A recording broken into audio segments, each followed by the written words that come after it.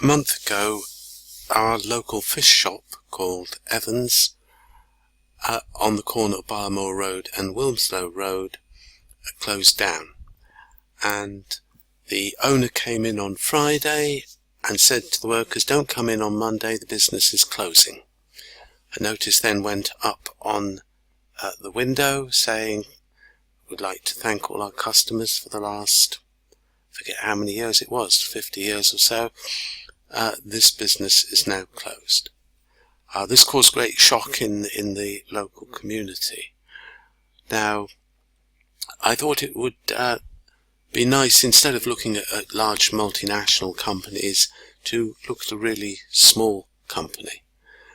As I've said in the lecture, you can access the accounts of companies via Companies House. They are freely available, and the accounts are filed there and can be downloaded as PDFs. We're going to have a look at the balance sheet. The balance sheet is plus the notes to the balance sheet are the only accounts that need to be filed for a small company, and we have the latest ones, which were in 2015, so I don't know what happened to the 2016 accounts, but they clearly, the company was in trouble, and that may account for the fact that the accounts weren't prepared. But there are also some liquidation documents that we can look at as well. Without further ado, let's have a quick look at the accounts. Here we've got the asset side, what the business owns, and here we've got the credit side, the contribution, the owners of the business, those who have provided finance that enables the business to own these assets. Fixed assets, we have here intangible assets, 92,000. Now, in the asset side, that is the major figure. We don't know from note number 2 exactly what that consists of, but normally in a business, when you see intangible assets, especially for a small business, it means that when the shop was purchased, a great deal more was paid for it than the actual cost of the assets of the business. And that extra will consist of goodwill. Goodwill encompasses a whole range of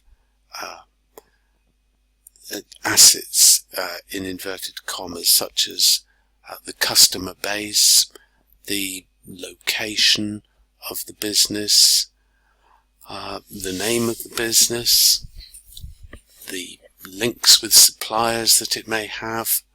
So the whole nexus of transactions that create the value go to make up this thing called goodwill. So when the owner, the current owner, the past owner, should I say, took over the business, he paid far more than just the value of the assets. So that's an actual historic payment, and accountants accept that as goodwill and will put it on the balance sheet because there's a historic record and it is a promise of future value. Not always a very good one, and obviously in this case not a good one. That's the value of goodwill. We'll take that. Then tangible assets. Well, clearly Evans does not own the shop. Quite who owns the shop is not known. Owns the premises, rather. So this must consist of fridges and the counter and things like that. And there's some notes on that, and we'll have a look at that in a moment. Fixed assets therefore comes to this amount, which is all goodwill. Current assets, stocks, £2,500 worth of what they sell, so fish and fruit. It's not the fruit, it's not that expensive, and they can't be keeping too much of it in stock, so presumably quite a lot of fish. Fish is expensive, it's not that expensive.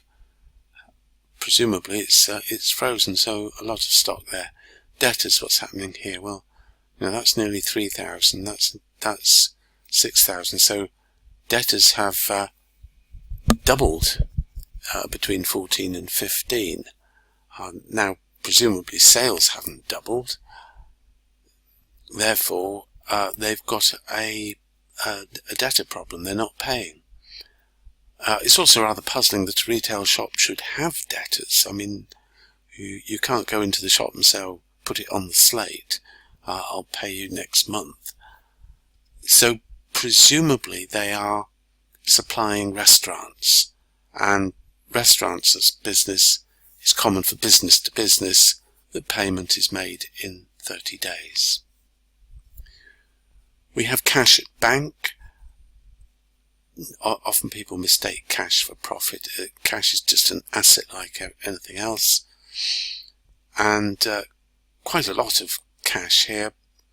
I'm not sure how much they need as a float, but a lot of their transactions will be in cash, so perhaps that's not too surprising. What have we got on the creditors side? The suppliers of finance. Well, we've got this very big figure here of 111,000. Now, we'll see later that actually the major part of that is the contribution from the director. So when he bought the business, he contributed £10,000 worth in shares, but also lent the business, how much was it? About 60,000. We'll see that figure later. But he lent the business a considerable amount of money, but as a loan, apparently due for payment within 1 year. Right, that's a major figure. As I say, it's part of the purchase of the business, and he will see the value of that loan not worth a great deal, because we were saying that the intangible assets, the goodwill, can't be worth, it's certainly not worth 92,560, and it's a fault of the accounts really, but anyone used to reading accounts would pick that up. When the business was bought, as I was saying, he would have contributed 10,000 as capital and whatever it was as a loan, which is in that. And now we have the profit and loss account, the balance from the profit and loss account that is taken to the balance sheet. In 2014, that balance was 10,700 positive, and within a year it turned itself into a negative 8,440. So unless he's been paying himself out of reserves, which is possible, if he didn't pay anything, then a loss in the year ending 2015, March 2015, the loss in the year would have been 18,000. This suggests clearly that the business is making a loss, and it was making a loss in 2015. The net balancing figure is what it is. It's not a great deal. Looking at the balance sheet overall, therefore, we can say that the major figure is this goodwill. The rest of it is much smaller. And creditors, clearly we need to know a little bit more about that. These are the tangible fixed assets.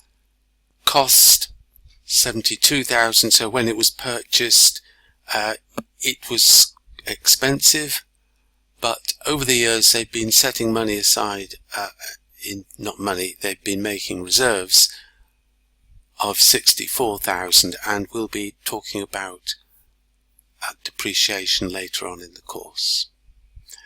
64,000 it's nearly fully written off, which suggests that these assets have come close to the end of their life and probably need replacing, and that would be quite a large cost.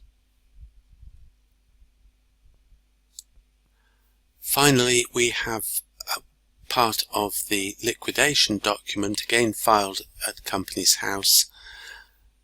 Summary of liabilities, estimated to realise, estimated total assets available for preferential creditors, 6,000. This, if you look at the other parts of the document, this was a contribution by the owner. Debt secured by floating charge. Sometimes debts loans are given on the basis that if you are in liquidation, then I have claim over certain of your assets and can sell them off.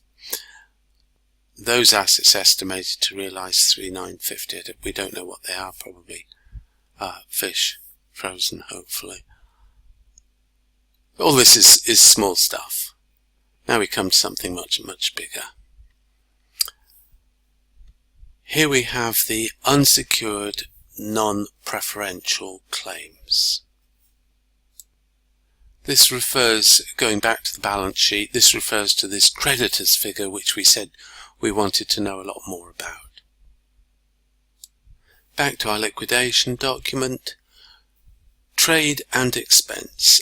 Suppliers are owed £36,198. Remember, this is the balance sheet was in 2015 and now we're looking at 2017, so obviously there's some gap there.